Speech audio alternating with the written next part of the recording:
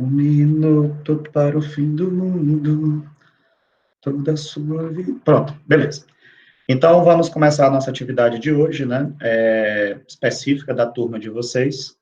Essa vai ser a capa que vocês vão estar vendo lá no YouTube para localizar o vídeo, mas eu também vou mandar o link. E aí nós estamos nos propondo hoje para resolver algumas questões, né? O certo é que vocês já identificaram que a gente vai falar um pouquinho de logaritmo, vamos falar de porcentagem, aqui, ó, logaritmo, vamos falar de porcentagem. Na realidade, nós vamos falar só de alguns pontos de logaritmo, que são suficientes para vamos trabalhar com notação científica e vamos falar de áreas, né? Especificamente da área do setor circular.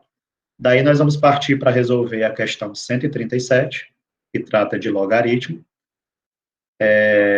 a questão 138, que trata de porcentagem, a questão 140, que trata de notação científica, e a questão 142, que vai tratar da área do setor circular. Legal? Então, essas 4 questões representam a atividade que vocês têm que entregar. Claro, alguns alunos já entregaram, ótimo, perfeito. E aí, essa aula, que está sendo gravada, vai ser disponibilizada no canal criado no YouTube, destinado a estar colocando esse material para que os alunos que não puderam assistir a aula hoje pela manhã não sejam prejudicados. Então, vai estar tudo lá no canal, e aí vai estar separado por playlists. Bom, então, o que é que a gente tem que relembrar de logaritmo, né? Primeiramente, não vão ficar tontos, não, com esse meu vai e volta, não, tá? Vamos ver se a letrinha sai bonitinha hoje. Então, primeiramente, se você tem um logaritmo de b na base a, e esse logaritmo ele é igual a x, como é que você tem que ler isso? Você tem que ler na forma exponencial, ou seja, essa base a representa a base da função exponencial, esse x representa uma potência, e isso é igual ao termo b, que é o logaritmando. Então, isso aqui é que é a essência do logaritmo, tá? Qualquer resolução que você fizer para logaritmo, você tem que saber ir de logaritmo para exponencial, tem que saber voltar de exponencial para logaritmo. Então, essa aqui é a essência. Exemplo, se você tem logaritmo de 8 na base 2 é igual a x. Como é que você transforma isso para exponencial? Você tem 2, que é a base, o x aqui vem para o expoente, e isso fica igual a 8. Como 8 é a mesma coisa que 2 elevado a 3, você pode dizer, então, que x é igual a 3, matando aí a base, né? Então, você tem que x é igual a 3. Ok? Então, esse é o processo de resolução mais elementar que você pode ter para logaritmo. Mas o que é que eu queria destacar aqui? Eu queria destacar, se a gente partir novamente aqui para esse exemplo, né? Eu queria, ao invés de resolver o logaritmo, transformando de logaritmo para exponencial, eu queria deixar dessa forma e mexer só com o 8. Então, logaritmo na base 2 de 8, só que 8 é a mesma coisa que 2 elevado a 3, e isso vai ser igual a x. Por que que eu quero fazer assim? Eu quero que vocês olhem para esse 3 aqui. Como esse 3 ele é um expoente, a ideia da propriedade que vocês vão ver hoje, e é isso que é interessante, é que a propriedade diz que essa potência ela acaba descendo aqui para essa posição, multiplicando todo o logaritmo. E aí o que é que sobra? Sobra que x é 3 vezes o logaritmo de 2 na base 2. Tá? Então, isso é uma propriedade. Você pega o seu expoente e desce multiplicando o teu logaritmo. E aí, qual é o detalhe?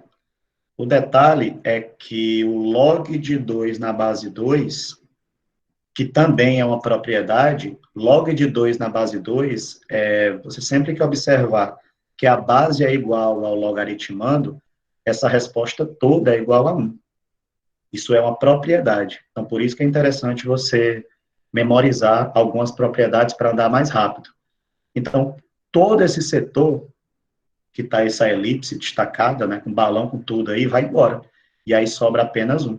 E aí você tem que x é igual a 3 vezes 1, e isso é igual a 3. Percebe que é o mesmo resultado. Você tem o mesmo resultado aqui e aqui. Então, você tem duas maneiras de atacar o problema, né, como vocês viram aqui. Ou você transforma o logaritmo em exponencial, que é o mais aconselhado, né? Ou você, como é malandro, você trabalha com propriedades. Porque se você trabalhar com propriedades, você consegue chegar no resultado mais rápido, muitas das vezes. Bom, voltando aqui para a tela, né? Ele trabalha aqui a questão do logaritmo, como vocês já viram, né? Ele coloca aqui, ó, a parte do logaritmo que eu já mostrei para vocês, que é transformando a estrutura do logaritmo em um exponencial. Aqui ele dá algumas nomenclaturas, e aqui ele resolve, né? E aí você tem aqui algumas questões para você provar esse comportamento do logaritmo. Por exemplo, algumas aqui que já estão mais simples, né? Que já está fácil de você detectar, mas eu vou fazer, por exemplo, esse aqui. Vou fazer esse aqui, que é o mais bagunçado. Log de 0,25 na base 0,5. Ele está dizendo que esse resultado é igual a 2. No nosso caso, nós vamos considerar que a gente não sabe que o resultado é igual a 2, tá? Eu vou partir desse problema de logaritmo para provar para vocês que o resultado é igual a 2. Então, log, lembrando aqui, log de 0,25 na base 0,5 vai ser igual a x. Eu já sei que o x é 2, né? Mas o nosso objetivo vai ser descobrir esse valor. Então, log na base 0,5 de 0,25, isso é igual a x. Você pode chamar de qualquer letra. Então, vamos partir para ele. Então, transformando isso. Tá. Ele resolveu da forma exponencial. Vamos fazer usando propriedade, só para vocês verem como fica legal? Então, ó, eu vou ter que log na base 0,5. 0,25 é a mesma coisa que 0,5 ao quadrado. 0,25 é a mesma coisa que 0,5 ao quadrado. E isso é igual a x. E aí que vem a mágica, né? Vocês agora vão aplicar a propriedade, né? Percebe aqui que esse 2, ele representa o expoente, e aí você vai pegar e vai jogar aqui, multiplicando o logaritmo. Então, fica 2 vezes log na base 0,5 de 0,5, isso é igual a x. E aí, que beleza, você gerou aquele balãozinho em que você percebe que o logaritmando e a base são iguais. Nesse caso, isso aqui tudo é igual a 1, e vai embora esse logaritmo que tanto amedronta vocês, né? E aí, o que é que sobra? Sobra que x é igual a 2 vezes 1, ou seja, x é igual a 2. Portanto, o logaritmo de 0,25 na base 0,5 é igual a 2, que é o resultado aí para x. Então, aplicar a propriedade de potência, né, para logaritmos, ela é muito interessante. E aí, eis a propriedade aqui representada, né? Você tem que esse R, que é potência, ele acaba descendo aqui à esquerda, multiplicando o resultado de todo o logaritmo. Aí o resto é com vocês. A demonstração, vocês avaliem, né? E o resultado de cada um, pode colocar aqui. Aí ele colocou 3 exemplos. Como hoje a gente comeu muito tempo aqui eu explicando, na próxima segunda é o momento que a gente vai para o chat, tá? Eu vou estar trabalhando com esses exemplos, aí primeiro vocês se manifestam sobre a questão do resultado, e aí se alguém tiver alguma dúvida, a gente resolve. Mas eu não vou resolver esses exemplos aqui, fica a critério de vocês para provar. Beleza.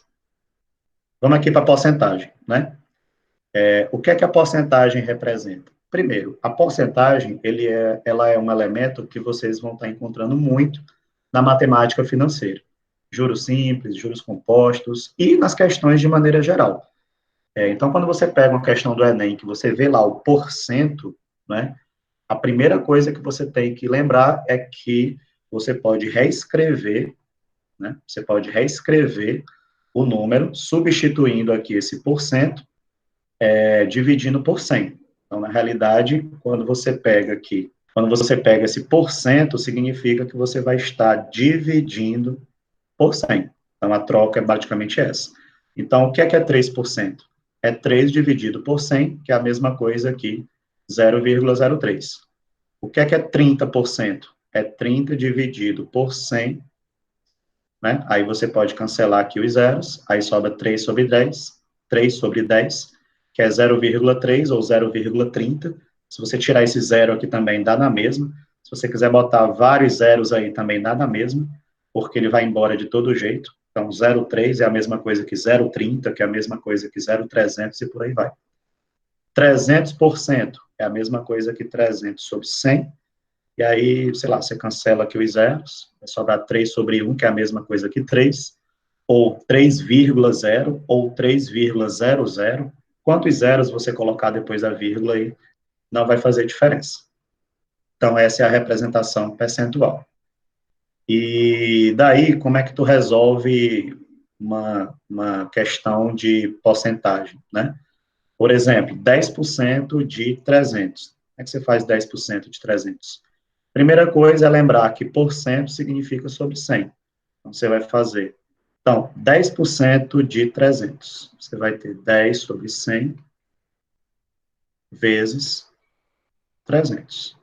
Daí vai embora, né? 2 zeros. E sobra 10 vezes 3.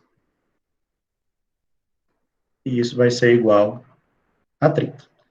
Então, simples assim, né? A porcentagem já é um elemento que vocês já estão bem habituados. E porcentagem é algo que tem que estar muito claro para vocês, né? Porque aparece em diversas questões aí do Enem. Partimos agora para rever a questão da notação científica. Você pode estar dizendo, poxa, mas notação científica a gente viu foi lá em física com o primeiro ano, né? Mas notação científica, na realidade, é uma representação numérica. Ela funciona para que tu evite escrever números que têm muitos zeros, de uma maneira mais simples. Então, como é que você representa uma notação científica? Aqui, ó. A notação científica, ela é um número qualquer, que sempre tem que estar entre 1 e 10, não podendo chegar a 10, tá? E esse número multiplica o termo 10, então a notação científica é sempre representada na base 10, e ela tem um expoente, que pode ser positivo ou negativo. Será positivo se o número for maior que 10, e será negativo se o número tiver entre 0 e 1. Então, por exemplo, você tem aqui 2 vezes 10 elevado a 9. O que quer dizer 2 vezes 10 elevado a 9? É um número que já está em notação científica. Mas se você quiser escrevê-lo de outra maneira, o que você faz? Você coloca o 2, e à direita dele você coloca 9 zeros. Então, você pode contar aqui, ó. 1, 2, 3, 4, 5, 6, 7, 8, 9. Então, o número aí é 1000, milhão, bilhão. Então, 2 vezes 10 elevado a 9 representa 2 bilhões. Ok? E daí, é muito melhor você escrever desse jeito aqui de cima do que esse jeito aqui de baixo. Imagine se fosse 2 vezes 10 elevado a 20. Então, ficaria ruim você escrever esse tanto de zeros. E aqui alguns exemplos, né? Aqui tem alguns exemplos, vamos provar aqui alguns exemplos. Então, 1857. 1857, lembra que esse número tem que estar entre 1 e 10. Para que esse número esteja entre 1 e 10, a vírgula tem que estar aqui, ó. esse é o lugar da vírgula. Isso quer dizer que você tem que matar 3 casas. Então, como é que vai ficar o número? 1,857, porque você já observou que a vírgula tem que estar entre 1 e 8, e se você matou 3 casas, como é que vai ficar a potência? 10 elevado a 3, como está aqui. E percebe que essa potência ficou positiva. Por quê? Porque 1857 é um número que é maior que 10, tá? Já o segundo exemplo, que é 0,0095, percebe que a vírgula, olha onde é que ela tem que estar. A vírgula, ela tem que estar entre o 9 e o 5, porque, lembra, eu tenho que gerar um número entre 1 e 10. Então, 9,5 é um número que está entre 1 e 10. Mas aí tu percebe que o número é 0, alguma coisa.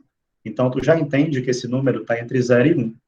Daí, o teu expoente vai ser negativo. E como é que tu detectou que é menos 3? Você tem duas opções. Ou você conta os zeros, ok? Então, se tem 3 zeros, 10 elevado a menos 3. Ou você percebe que a vírgula pulou dessa posição para cá. Então, ela pulou 3 casas. Então, por isso que fica 10 a menos 3. Aqui não apareceu a potência não, né? Era a hora do chat, né? Aqui não apareceu o expoente, mas nós vamos escrevê-lo agora. Bora lá. A vírgula está aqui nessa posição, é 0, então já sei que o expoente é negativo, e eu quero que a vírgula caia bem aqui, né?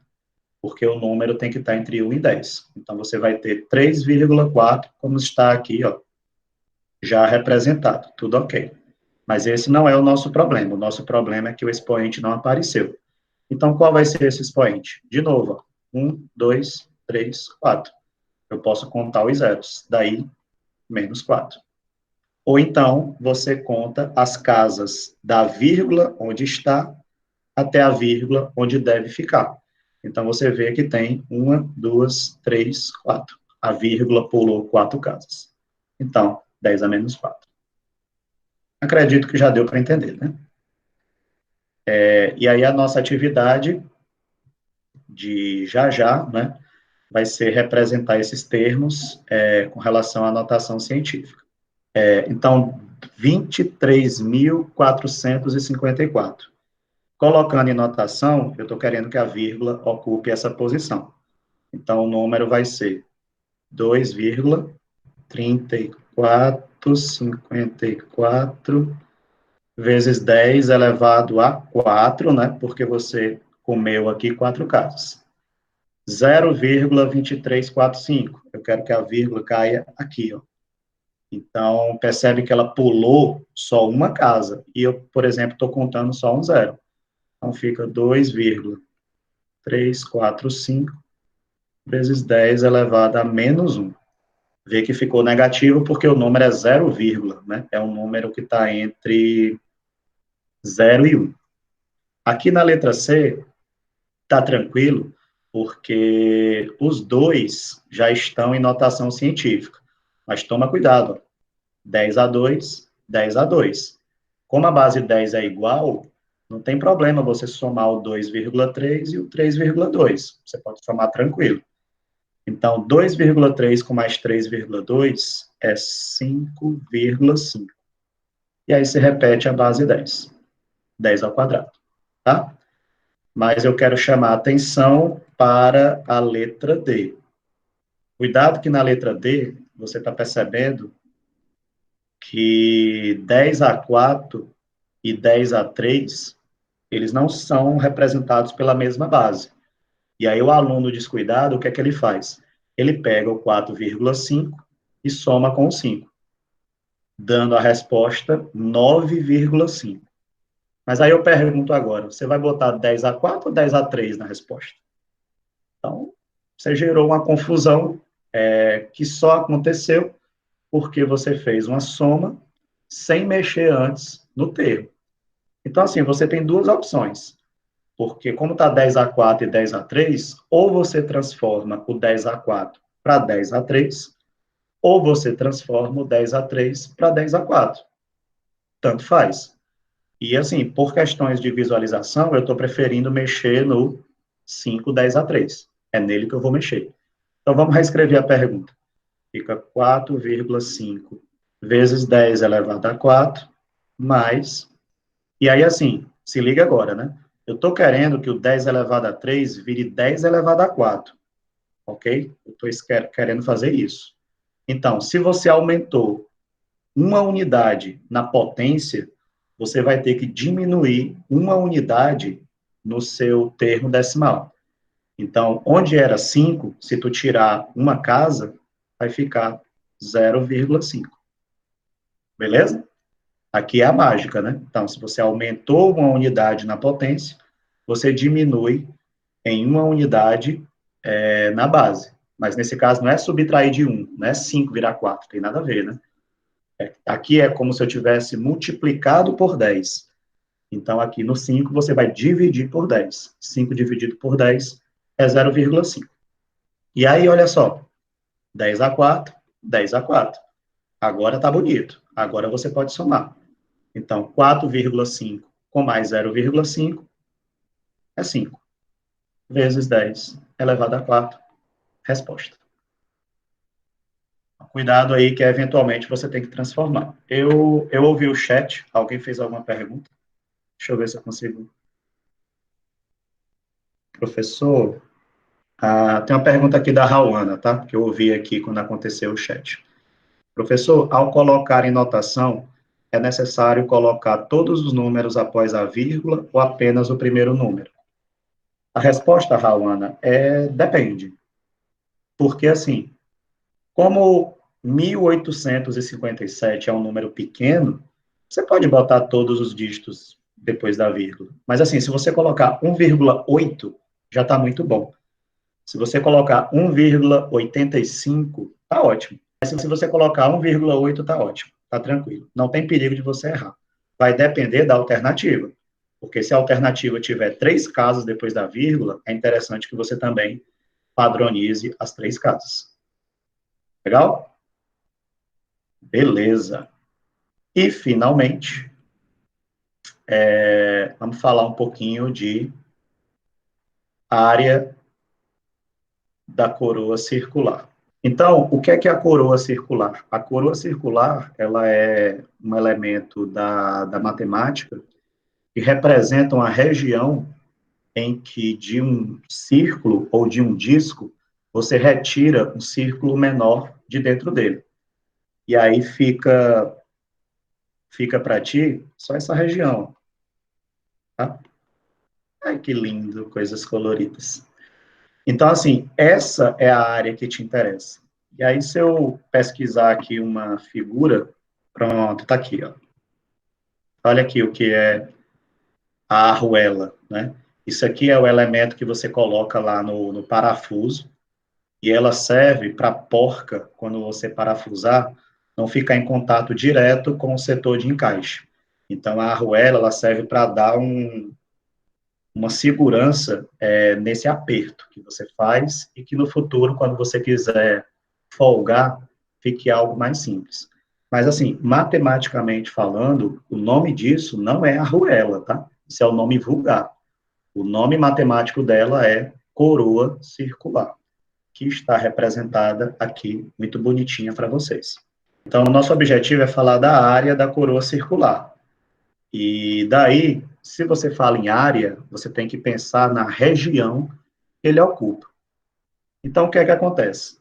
Você tem um círculo maior, né? Olha aqui o círculo maior, de raio Rzão. Qual é a área desse círculo? Aqui.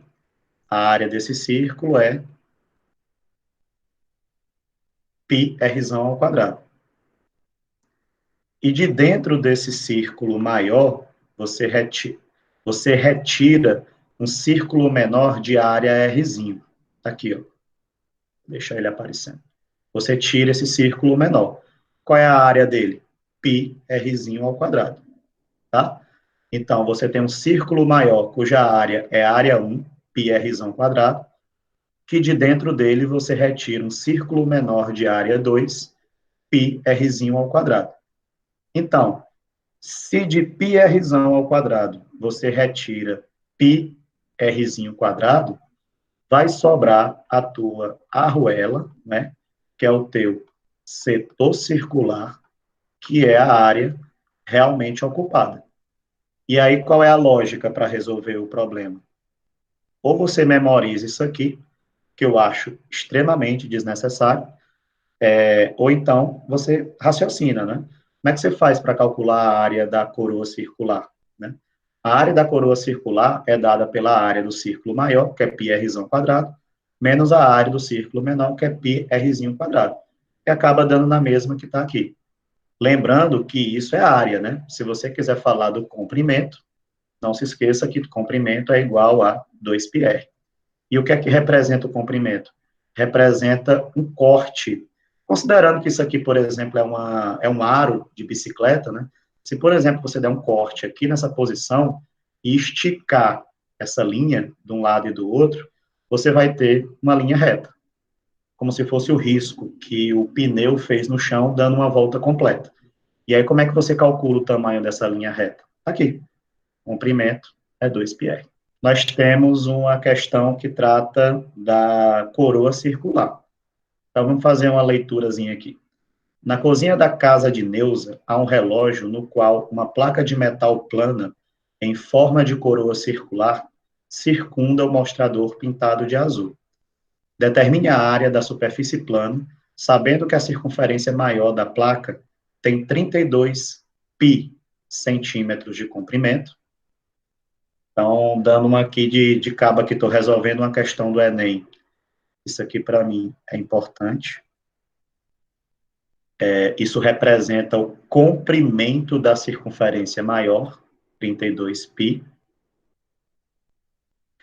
e a circunferência menor, ele deu o diâmetro, que é 10 centímetros. Então, percebe que a questão, ela não foi, ela sacaneou, né? Ela não me deu nem o raio da maior, nem o raio da menor, porque você estava todo empolgadinho para fazer lá o πrzão quadrado menos πrzinho quadrado. Ele me deu, na realidade, foi o comprimento da grande e o diâmetro da pequena. Mas aí tá de boa, né? Vamos lá. Se o comprimento C1 é 2πrzão, e se eu sei que isso aqui é 32 π, já que foi ele que disse isso, né?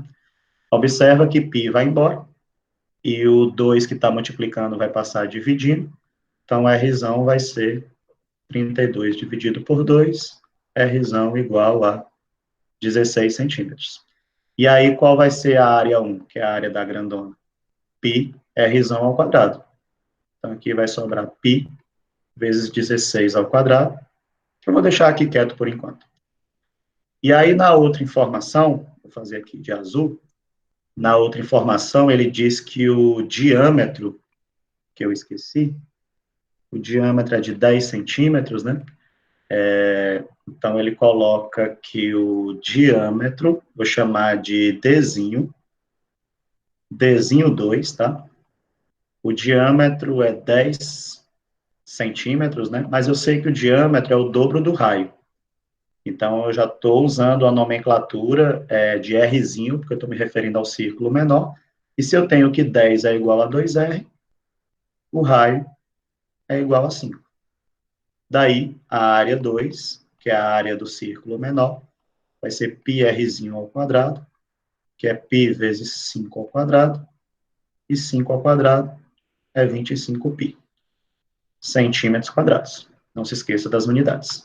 Aí agora, como eu vi que não tinha muito futuro, né, eu vou vir aqui pegar esse 16 ao quadrado, que é a área 2, 16 ao quadrado é 256, eu acho, então fica π centímetros quadrados. Finalmente, você vai matar a questão, né? Qual é a área da coroa circular? A área da coroa circular, que é a área da arruela, né, vai ser a área maior, que é 256 π, menos a área menor, que é 25 π. E aí, subtraindo, a gente chega aqui o valor, que já está aqui, 231 pi centímetros quadrados, que representa a área da nossa coroa circular. Legal? E aí, com isso, a gente encerra aqui a nossa conversa, né? E aí, à tarde, fica para resolver as questões.